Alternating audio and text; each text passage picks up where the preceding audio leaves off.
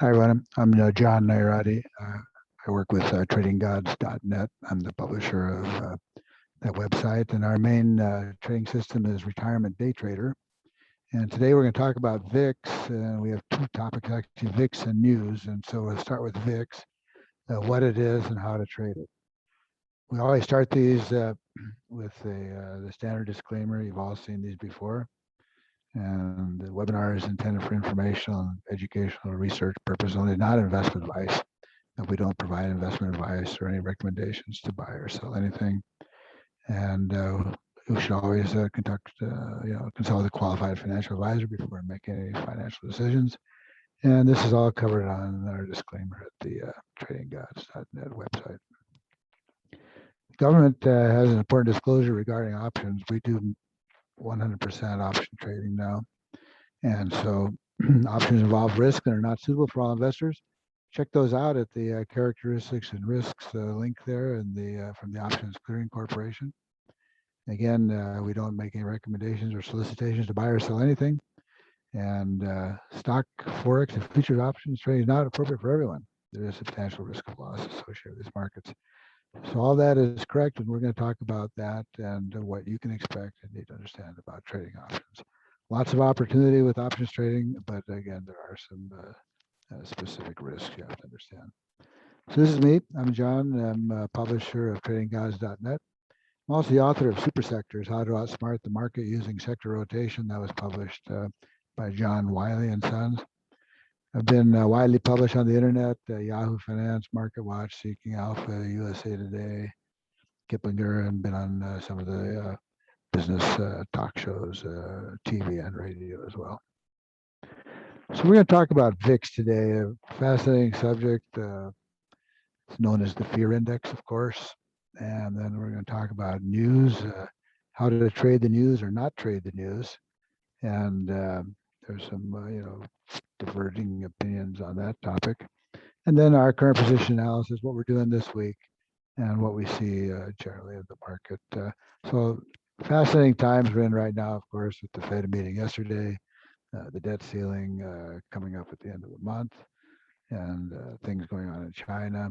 So, and of course, the ongoing evolution of the COVID virus. So lots of things to talk about. We'll start with VIX, and just a high-level overview so you understand it.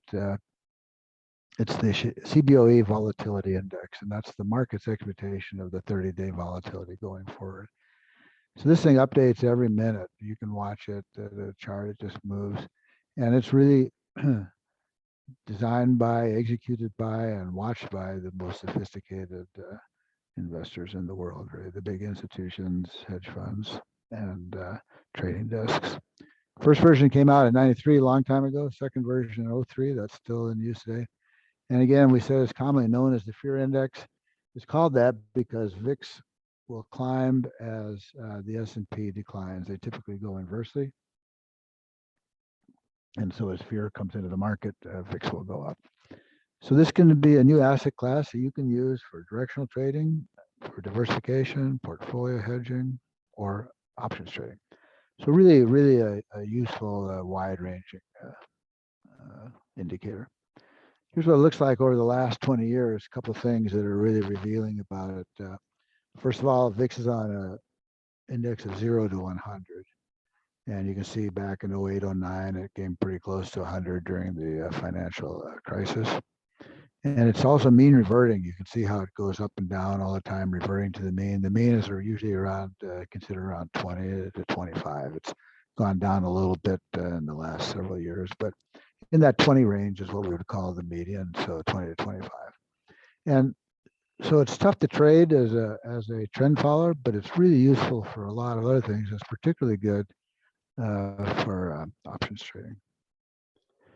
So lots of different ways to trade the VIX. You can't trade the index itself, but so there are a bunch of ETNs that have been developed that allow you to go long or short volatility.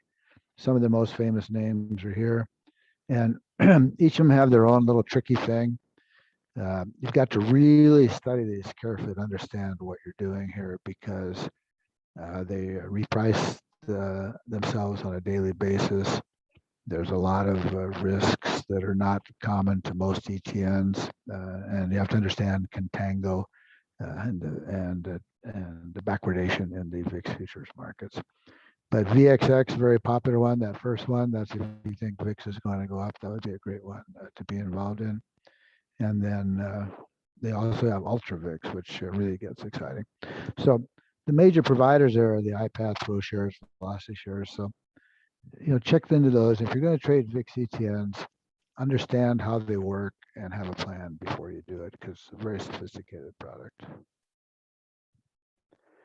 VIX also has futures, a little more straightforward, standard futures contract.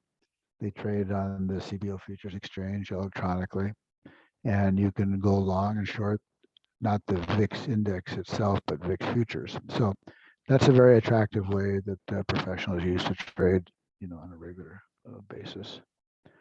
Then you have options on VIX. Those came around in 2006. Those are like any other options. They can be traded in a regular security account. They can be used in an IRA depending on who your broker is. And people use VIX options for risk management or speculation, either one. And then finally, we just talked a minute ago about the VIX ETN. So as you can see here, lots of different ways to do this and to trade VIX. And again, when you wander into this area, you're really in one of the most sophisticated areas of the market.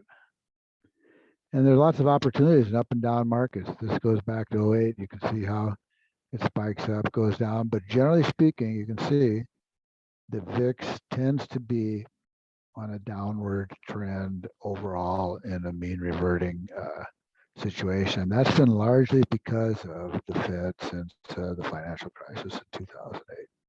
If you look at prior to 2008, it was much more mean reverting up and down, more normal type of pattern. And then you can see this long decline.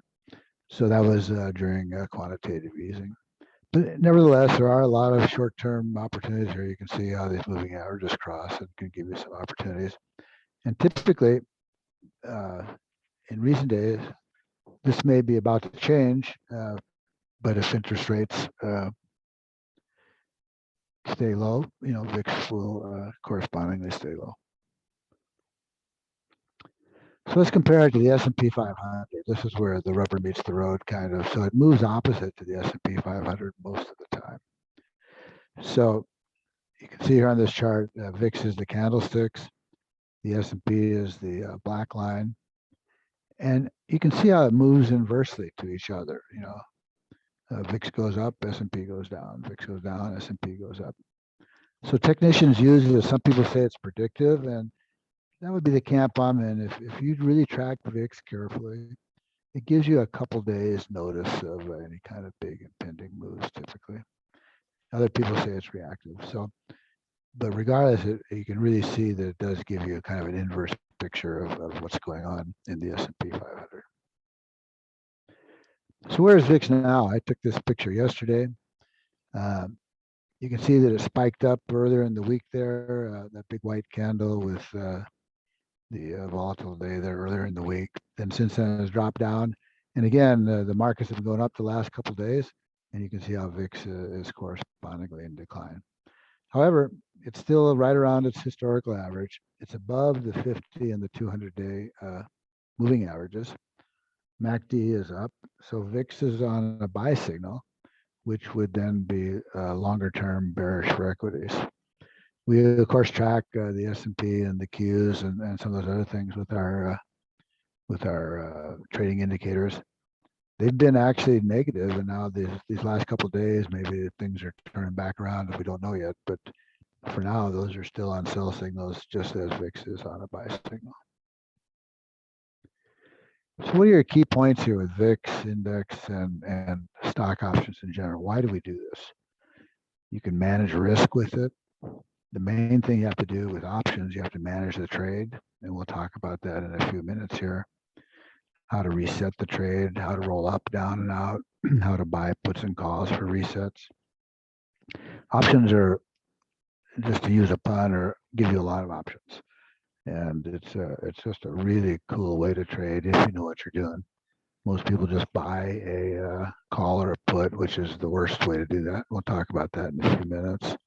But you can use these options in all kinds of different ways, VIX options as well as regular stock options, because it's a liquid market, they're easy to manage, to give you a real high probability of success, short holding periods, and the opportunity for the monthly cash flow or cash gains. So we'll dive into a couple of strategies for trading here. We'll start with the VIX ETN strategy. So you can go long or short, and the cool thing about that is you can use these in IRAs, which don't usually give you the opportunity to go short. And so this gives us, really a lot of flexibility. You're not fighting just with one hand tied behind your back, So you can trade these either long way, and VXX people use to take advantage of when they think the volatility is going to spike. But really, the higher probability trade on VXX is if you're selling that volatility instead of buying it. So if you go short, buying, say, a put on VXX, that VXX pretty much is in decline all the time. And the way it's designed is that eventually it'll go to zero. So if you can stand the ups and downs, put options on VXX are a great way to go. And it's a low probability trade. Going long, you can get some good gains in those short bouts of volatility like we just saw. But it's a much better trade over the long run to go short. So let's talk a couple of simple strategies that you can start employing today. And this is for not only VIX, but for any underlying product. So RSI is widely known, and the standard is the RSI 14. And you can see on here how 70 is counted as overbought and 30 is counted as oversold. And it's very predictable here when you get into overbought ranges that then there is a subsequent reversion and a decline in the underlying as it goes back down. That happens just over and over repeatedly. So a real simple trading plan is when RSI is overbought to go short, and when RSI is oversold to go long. And that, as you can see this is several years here, that's pretty consistent, and the results are pretty consistent. So real simple thing. It's on every stock chart there is anyplace. You can use it for any indicator, futures, any index or stock.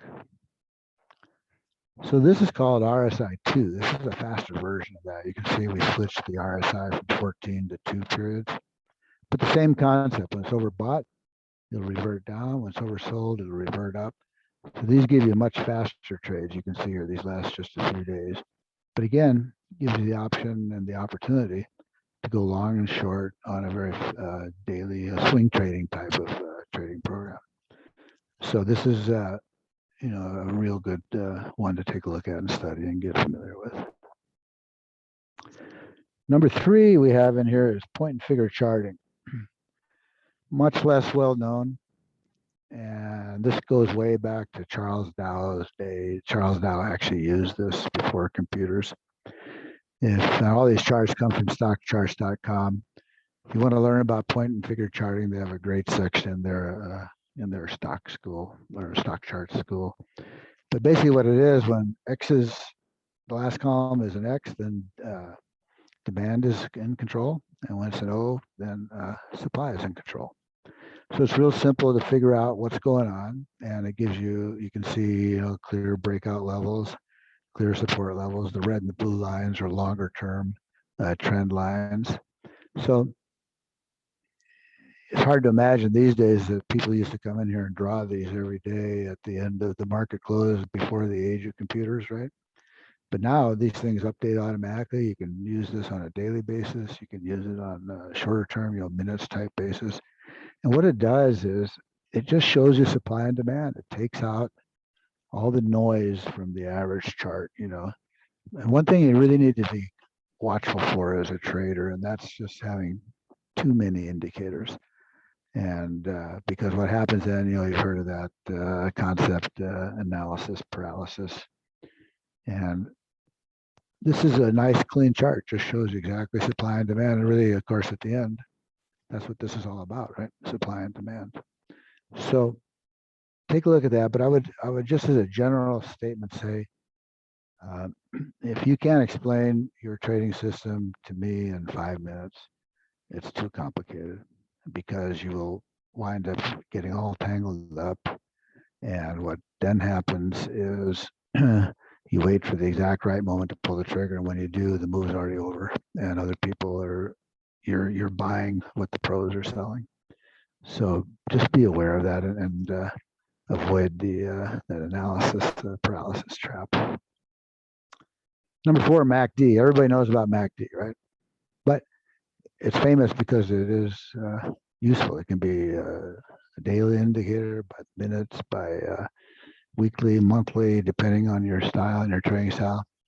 And it's always best, like every indicator, to use more than one, like MACD confirmed by, say, a moving average or RSI. And the other thing that's good is, again, without getting too complicated, is depending on your time frame. If you're like a day trader, I'm not, then you would use, say, a 5-minute chart and an hourly chart or something. Use a couple of different time frames, because like I use the daily and the weekly, because you want to be matched up with the longer term wave trend, so if the daily is on a sell signal, but the weekly is still on a buy signal, I wouldn't take that trade, because you just tend to get whipsawed around. You're just trying to buy the dip, and really the odds aren't in your favor. So you want the winds at your back. So always consider and take that into consideration. Using 2 time frames in whatever time frames are appropriate for your own style of trading. And the last one we have here, this one's called Ichimoku Cloud. This one is very popular among Forex traders, but it really works great for VIX and for SPY and really any product. A little complicated to look at. Again, there's a lot of stuff going on here, and there's a lot of things you can read about it. But just as an overview, it's a couple of moving averages there, green line, red line, blue line, and then that cloud is where the market is, a general trend up or down. And you can see that that cloud body in this picture is bullish. It's going up and it's blue. Oftentimes on your charts, it'll be green, and then it'll turn red when it becomes a bear market. And so this gives you a very clear picture of where the market is. The coolest thing about the cloud is you'll notice that the prices in this picture end around mid-February, but the cloud extends past that, way out into to mid-March. So Ichimoku Cloud will forecast the future based on the current price action. There are very few, I don't know of any indicator that does that except for this one, where actually it looks ahead. And of course, that's the problem with all these indicators. They are lagging any kind of moving average, any kind of moving crossover average. They don't tell you what's going to happen next. They tell you what has just happened. So you always, it's a game of probabilities here. And the Ichimoku Cloud just gives you one other way to put the odds in your favor. And of course, that's really, again, what it's all about. A couple of real key tenets here. You have to have an edge, and you have to have good risk management. So now we're going to talk about kind of the news, what's going on in the news. And I don't read the news because typically the news will confuse you. And if you trade based on what you hear on CNBC or not any of the news shows, any place, it tends to be confusing. So I would suggest just watching your indicators and being consistent and disciplined. That's the key to success. But part of this conversation was regarding the news. And so we're going to talk a little about the news and what's going on in the bigger environment. So we've got markets near record highs. The economy is bouncing back. Of course, the Fed is a key player in everything. So all is well, or is it? And there are a lot of warning signs under the surface that are newsy type items, but also technical trading type items. And so I think it's real important as traders that the technical stuff is the most important, but you need to understand what's going on within the general context of the world that we're operating in. So today, all is well, or is it? Are we sitting there by the tropical lagoon having a Mai Tai? or are we in shark infested waters? And that we're going to spend a few minutes just discussing that and determining where we might find ourselves. So, as I mentioned, we're in red flag mode right now, even though we've had this rally the last 2 days. Overall, we are in a bearishly configured market the way we see it. And then in the bigger picture, there are a lot of red flags out there that I just want to take a minute to look at, because as I mentioned, they're just important to be aware of. So we've got the Buffett indicator, the Case-Shiller CAPE index. I want to talk a little about inflation and the Delta virus. And then the big elephant in the room is the taper in the Federal Reserve. Yesterday, I watched Chairman Powell's speech and read the minutes, and they had their September meeting. And they're obviously going to start tapering. I mean, that's pretty clear. And, so that means they're going to reduce their bond purchases, and that's going to go from now probably till next spring. So, of course, and then after that, they're talking about raising interest rates. So as we all know, those things are not really bullish for the stock market. And of course, as always happens, the market surprises everybody by going up after yesterday's announcement, because basically Chairman Powell just moved the ball into the following month or following couple months. So we're going to look at some of these things because these are kind of macro, big picture items that will affect what we're doing. So we all know Uncle Warren, Mr. Buffett, and he has his Buffett indicator here. And of course, he's all about valuations. And this is from currentmarketvaluation.com. So you can see where we are now on the chart. We're way, way above this measured market value to GDP. So we're 90% higher than the long-term trend line. And you can see that we're massively higher than even the internet bubble in 2000. So this is something that always comes up that says, if you really look at this thing, the markets are massively overvalued, and the correction, if when it comes, could be significant. In the middle of the chart there, you can see the financial crisis. And you can see how these always revert to mean. Again, reversion to mean is real.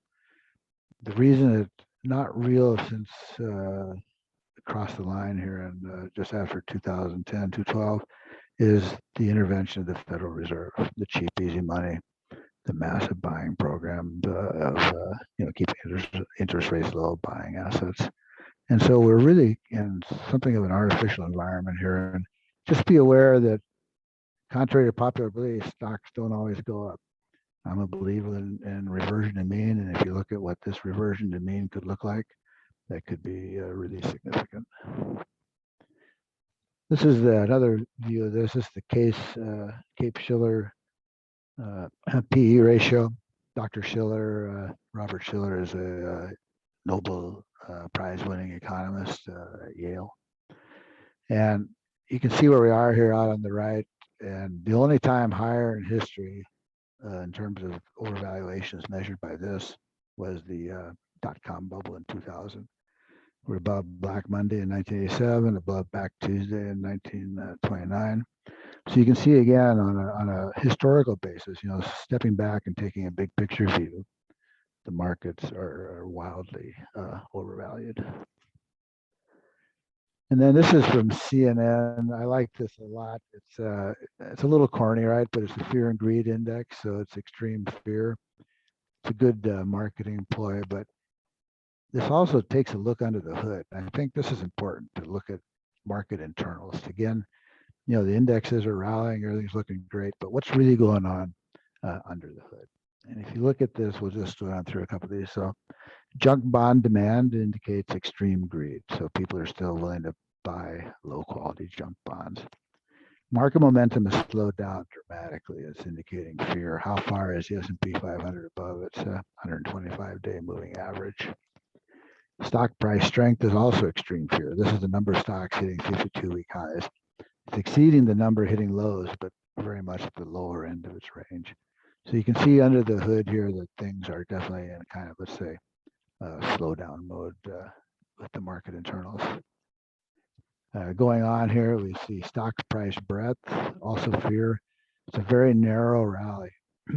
There's more declining issue volume, then advancing issue volume, and this driving this latest rally has been really just centered around a few stocks, really the FANGs and the big tech, and then so that's always a bad sign. You want to see a real rising tide lifting all boats.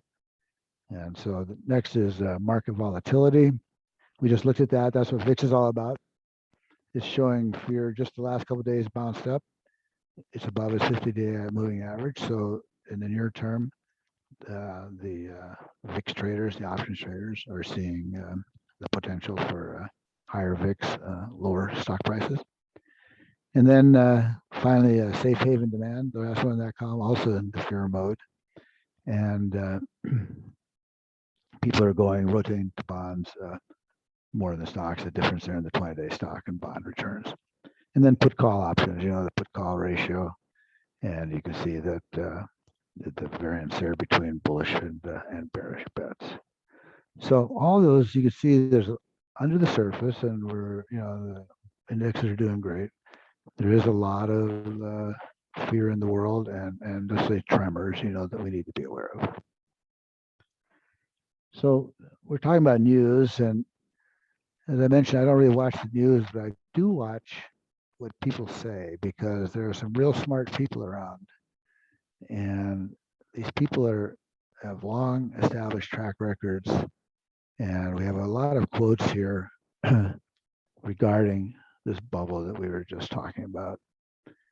So this gentleman, Howard Marks, he's the largest investor in distressed securities. He's got a $2 billion net worth. In Bloomberg, he said, we're in everything bubble. Ray Dalio is one of the most famous hedge fund guys in the world, founder of Bridgewater Associates. Fed can't tighten without having a big negative effect on markets.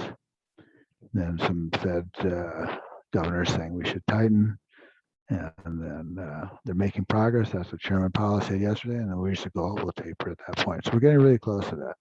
So everybody's expecting now the November, December meeting. So for the announcement. So keep an eye. So yesterday's meeting passed by without much happening. People thought that might be the trigger. But I think Chairman Powell set that up so we can watch for some fireworks kind of the October meeting. And there's a gentleman named John Hussman. He's a doctorate degree in economics. He has a couple of mutual funds. He's a very big valuation guy and reversion to mean guy. And his quote is here: over the completion of the current market cycle, I expect the entire S&P 500 total return since 2000 to be wiped out. Specifically, I continue to expect the S&P 500 to lose about 2/3 of its value.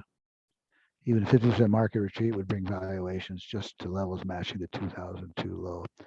So these people are not crackpots. They're looking at this thing, and they've got wide experience, many, many years. But think about that. If the entire S&P 500 total value is 2000, we wiped out 2/3 of its value. Some people are predicting the NASDAQ could lose 80% of its value. So what does that mean to us? That's a gigantic opportunity as a trader. I don't view that with any kind of fear or trepidation, quite the opposite. And that's a generational opportunity to create wealth. So it's something you need to be aware of and understand. It's out there somewhere and nobody knows where or when. Famous guy, Michael Burry, you probably saw him in The Big Short, the movie. His call sign on Twitter is Cassandra. A few weeks ago, he said the mother of all crashes is coming. All the hype and speculation is doing is drawing in the retail before the mother of all crashes. When crypto falls from trillions or meme stocks fall from tens of billions, Wall Street losses will approach the size of countries. Again, he's a value guy. He looks really what's happening. He says the FOMO, the fear of missing out parabolas, don't resolve sideways, and that is certainly correct. He said, what's happening? Greatest speculative bubble of all times and all things. Jeremy Grantham, famous value investor, same approach. Charles Nenner, a cycles investor, same approach. I think Charles Nenner said he expected the market to get cut in half, I think was his quote. So take this into consideration if we trade, as we're trading and watching our little charts, and go to day to day, whatever time frame you're in. This bigger picture matters. The news does matter in that regard. So what do we have going on here? Are interest rates going to go up? Certainly the recovery does seem to be slowing. I've read a lot of things, declining travel, airline bookings are being forecast to decline, restaurant booking reservations are down, job reports, haven't been that great. They're winding down the stimulus. And then, of course, what's the COVID going to do? So, the old saying, the market climbs the wall of worry, right? Well, there's plenty to worry about. And then what does it all mean? We're in frothy times. It's a lot like the roaring 20s. If you're a student of market history, the roaring 20s were a time much like now. There was a virus, the Spanish flu in 1918.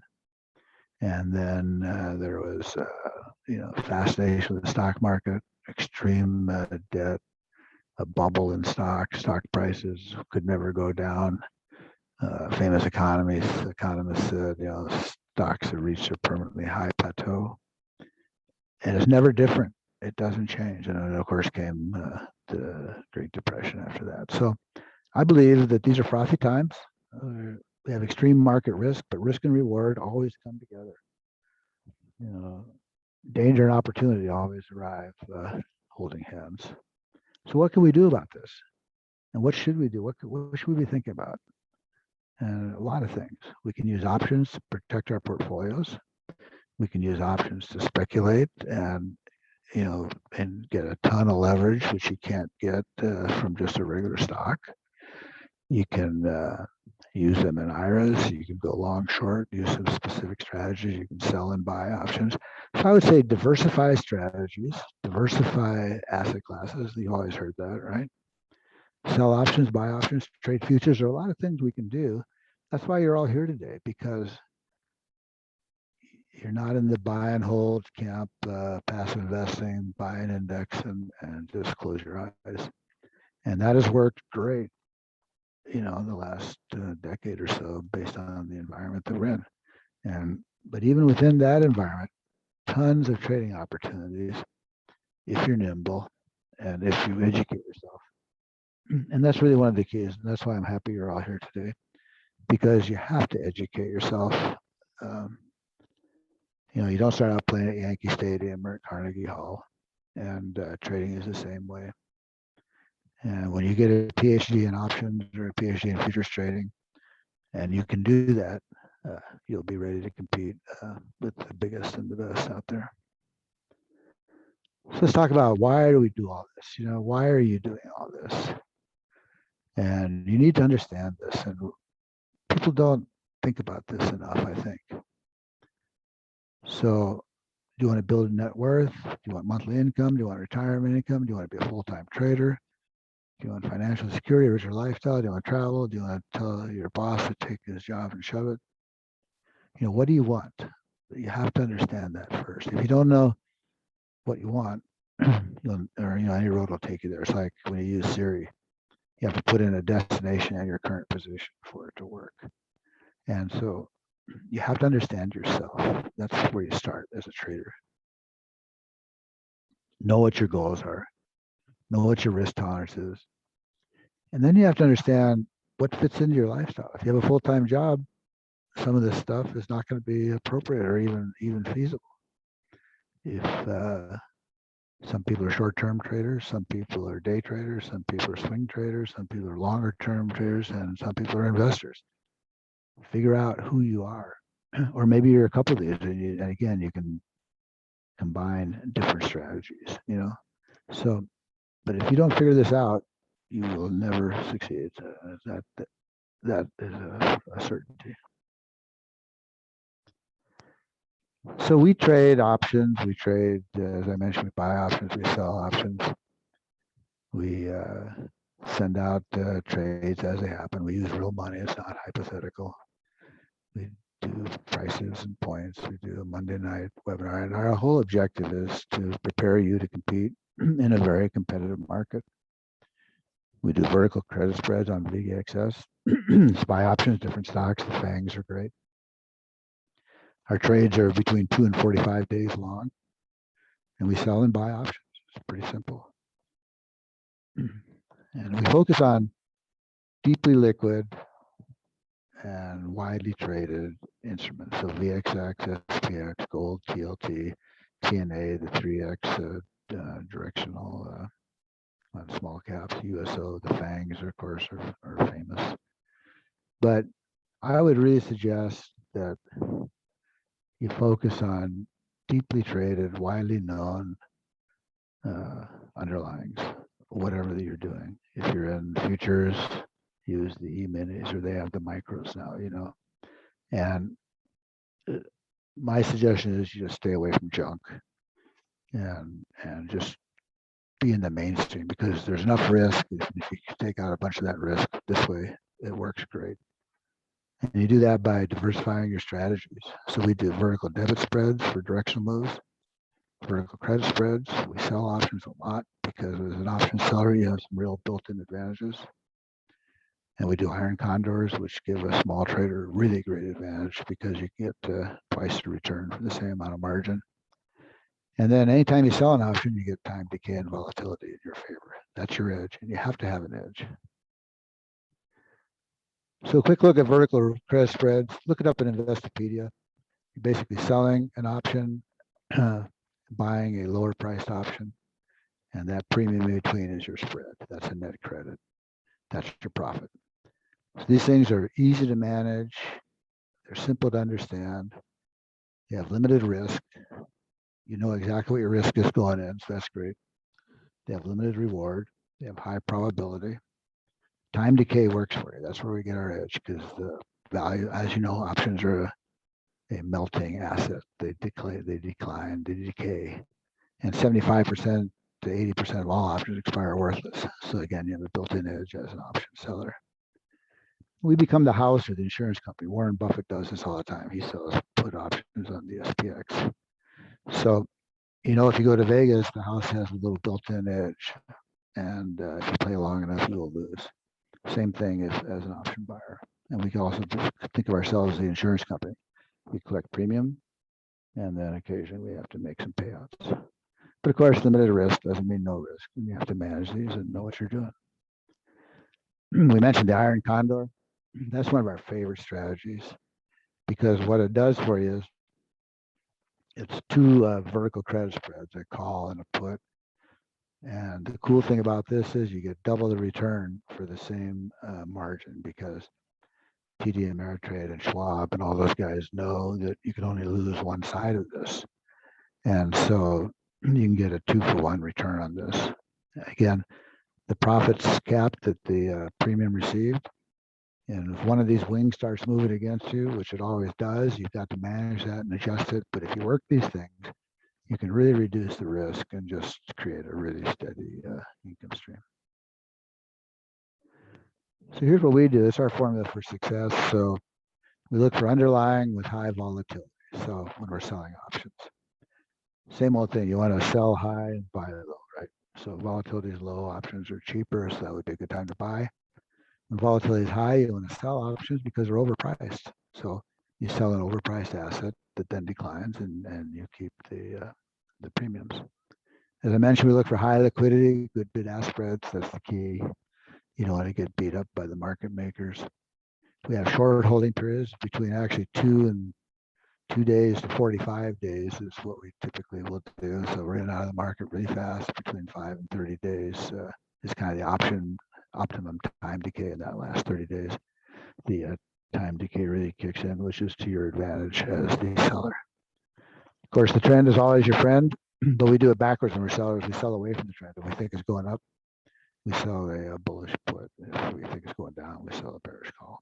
And of course, the iron condor is a staple that we always use. And of course, you diversify time, calls, puts, and then you got to manage the trade. Anything you do here, anybody listened here today, any kind of trading you do, the bottom line is you have to manage the trade. You have to control the losses. That's the key to maximizing profits. Everybody thinks about how much we can make. What you really have to think about is how much you can lose, and then develop techniques to control that potential loss. That's the key to success. So can you buy options? And we do that, and yes, you can, but not the way most people do. Again, you got to think about this. Almost every trader fails. If you look at all the stats, you have, depending on who you read, you have a 10% chance of succeeding, 5%, 1%. You read all kinds of different studies. So if most people fail, we got to do the opposite of what most people do, right? Only makes sense. So if you're an option buyer, I've done this, maybe you've done this. You buy a call option that's way out of the money because it's cheap. But what you're doing there is you're really just buying a lotto ticket. Most of those expire worthless, and I'll sell those to you all day because I know the odds are in my favor. So if you want to be a buyer, don't do that. Do the opposite. Buy in the money options that have a high probability of a short-term cash shot. Because you buy in the money, you have intrinsic value that automatically gives you an edge. So we call it the secret to buying options. There is no secret, but you have to be smart and do the opposite of what other people do. So we buy options, but here's how we do it. We identify these high volatility stocks. There's a lot of great scanners out there that we go through and we'll teach you how to use. And then identify trend and momentum. Always, those things are variables that never change. And then we buy in the money options. That's the difference here. You're buying something that will track very closely to the underlying, and of course, limit risk. And the way we limit risk is by debit spreads. Most people will just buy an open call, just a call or a put. Don't do that because the odds are distinctly stacked against you. So we buy a deep in the money option, and then you sell an out of the money option, and then so that's a debit that will cost you money to do, and then your profit is the amount that's between those two prices. But that's okay because it moves up and hits your top one. You just roll it up and you just keep going. But this allows you to limit your losses to a predetermined amount. You can get more leverage. You can manage your account size, your losses much, much better using debit spreads. And again, give yourself an edge. That's what it's all about. And finally, futures trading. Fascinating market. And there's a whole new range of products coming out, the micro futures, because the CBOE and those guys are smart. They know that if they build products for small and retail investors, they'll get interest in that. And they certainly have. So these micro futures are smaller versions of, first there were the big contracts and there were the minis. Now these are the micros. But they have an SPX gold, bonds, oil. So you can get into those and you can trade those, as a day trader, as an overnight trader, swing trader. You can do them in an IRA. So, I mean, there's just huge advantages and opportunities there that were just never there even a few years ago. The key to all of this, though, is find uncorrelated asset classes, because if all you're doing is going long stocks, it's basically just one trade. So find uncorrelated asset classes. We have some here: SPX, gold, bonds, oil. And then diversify your assets and diversify your strategies. And that's what we've been talking about as well. Different time frames, go short, go long, buy, sell. Be smart, and that'll give you more opportunities for success.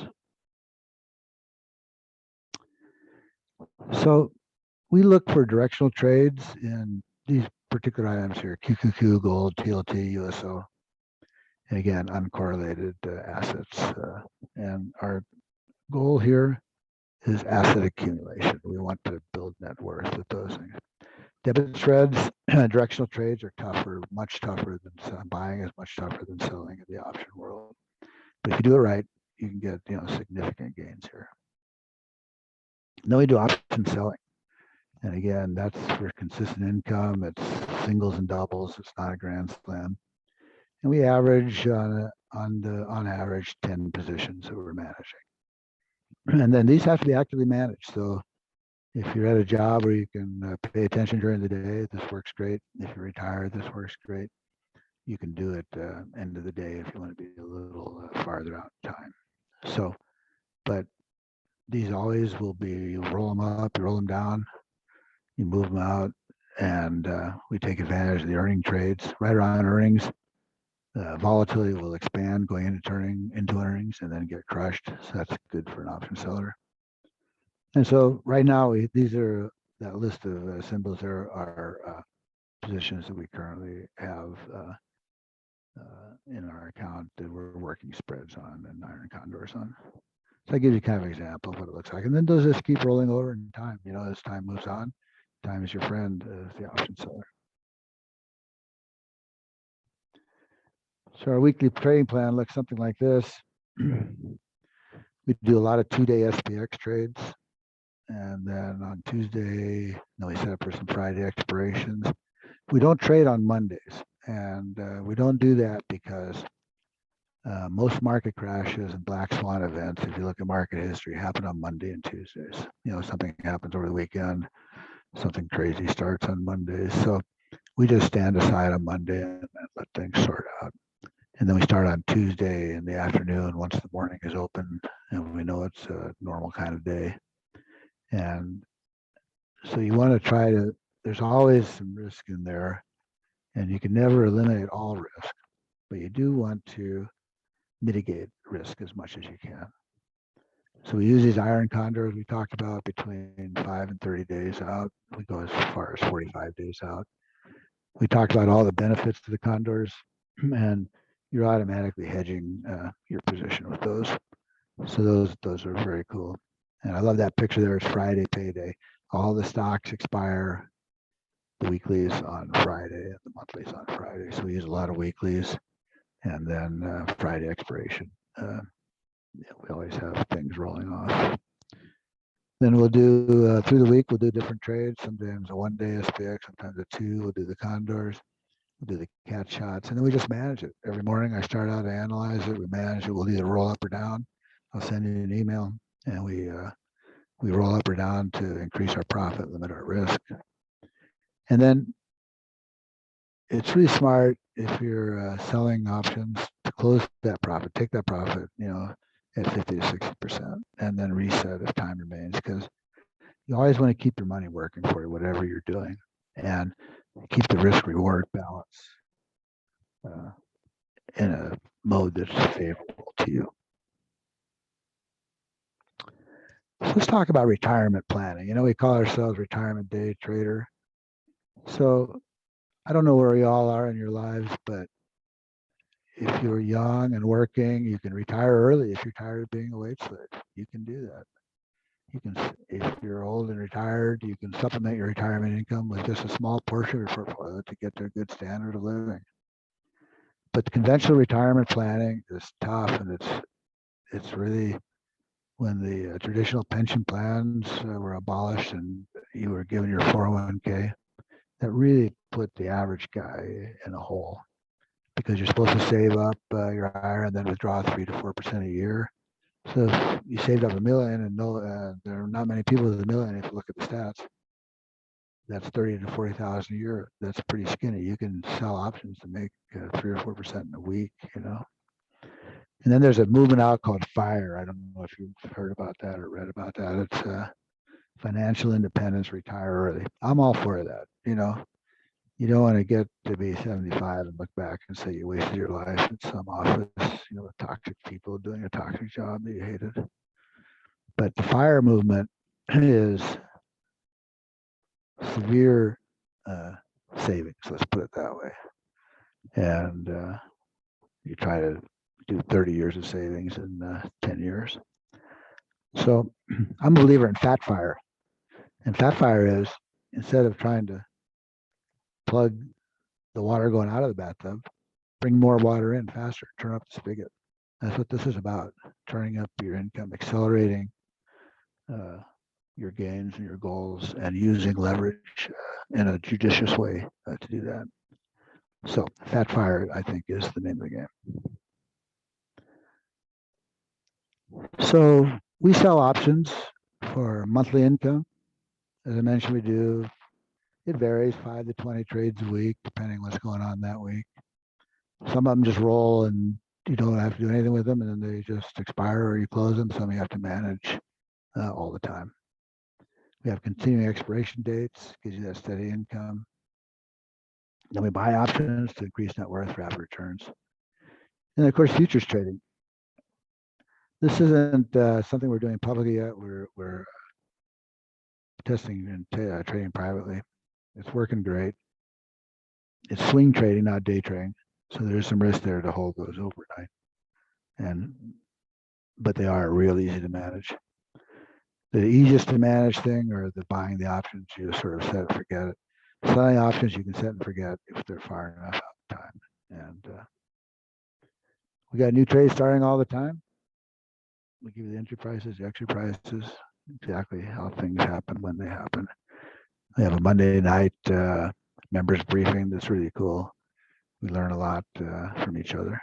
And it's not an investing club, but it's a group of like-minded individuals with common goals. We all learn from each other. So it's a great setup. So with retirement day trader, here's what you get. Get the email alerts, stop losses, level of risk. We have 2 daily newsletters. Great writer who writes those for us. Have our Monday night members workshop. And then we have a VIX trader system. That's what this topic was really about, is VIX. That's an $8.95 value. We used to sell that for $8.95. Now we just include it as a free benefit.